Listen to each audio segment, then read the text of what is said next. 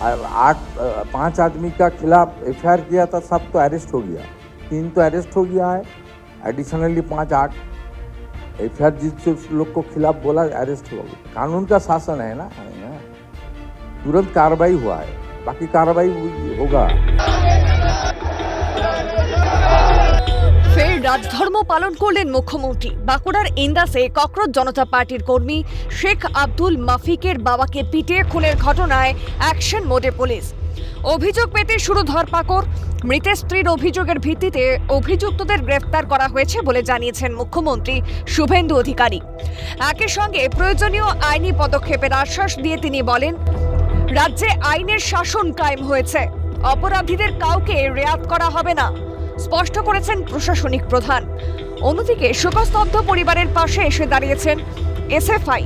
বিচারের দাবিতে সরব রাজ্য সম্পাদক দেবাঞ্জন দে। জাস্টিস পেতেই হবে, জাস্টিস কেউ এমনি এমনি দেয় না, জাস্টিস ছিনিয়ে নিতে হয়। আর জাস্টিসের কথা বলেন, জাস্টিস যদি আমাকে দিতেই হয় সমগ্র আমার ওয়েস্ট বেঙ্গলে আমার দেশে স্কুল ঠিক করে দিই, আর যারা অভিযুক্ত আছে তাদের চরম শাস্তির ব্যবস্থা করি। যে স্কুলের সামনে আমি এই মুহূর্তে দাঁড়িয়েছি, এই স্কুলের ছবি তোলাকে নিয়েই বিতর্কের দানা বাঁধে এবং সেখানে সেই 13 তারিখ কিন্তু তারপরে তাকে এবং তার পরিবারের উপরে অকথ্য মারধরের ঘটনাও ঘটে। স্থানীয় সূত্রে খবর, যন্তর মন্তরে ককরোচ জনতা পার্টির আন্দোলনে যোগ দিয়েছিলেন করিসুন্ডা গ্রামের যুবক শেখ আব্দুল হাফিজ।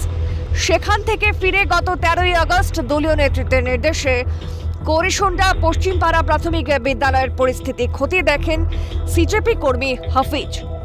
অভিযোগ, তারপরেই একদল দুষ্কৃতী হাফিজের বাড়িতে হামলা চালায়। কোনো ক্রমে হাফিজ প্রাণে বাঁচলেও তার বাবাকে বেধড়ক মারধর করে হামলাকারীরা।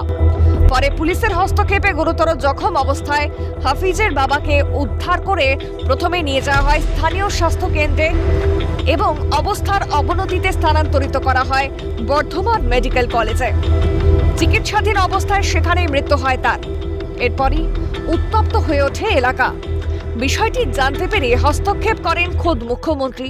এদিকে ঘটনার প্রতিবাদে বাঁকুড়া সফরে সিজেপির কেন্দ্রীয় নেতৃত্ব মৃত কর্মীর পরিবারের পাশে দাঁড়াতে করিসুন্ডা গ্রামে যায় আশুতোষ রাঙ্কারের নেতৃত্বে এক প্রতিনিধি দল।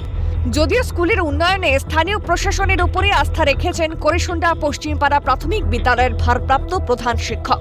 কোনো লোকাল নেতৃত্ব থাকলে তারা বলে কোনো অসুবিধা হলে আমাদের জানাবেন, আমরা সেইভাবে এর আগেও যে সরকার ছিল তাদের নেতৃত্বে জানিয়ে কোনো কিছু হলে সেই সব ব্যাপার সমাধান করতাম। হামলাকারীদের কঠোর থেকে কঠোরতম শাস্তির দাবি জানিয়েছেন মৃতের পরিবার। বলা বাহুল্য, রাম রাজত্ব প্রতিষ্ঠা হয়েছে রাজ্যে, তাই রাজনীতির ঊর্ধ্বে উঠে সাধারণ মানুষের স্বার্থকে অগ্রাধিকার দেওয়াই একমাত্র লক্ষ্য। মুখ্যমন্ত্রী কারো একার নয়, মুখ্যমন্ত্রী সবার। স্বাভাবিকভাবেই কর্তব্য পালনে অনড় মুখ্যমন্ত্রী শুভেন্দু অধিকারী। স্বরূপ রায়ের রিপোর্ট, ক্যালকাটা নিউজ।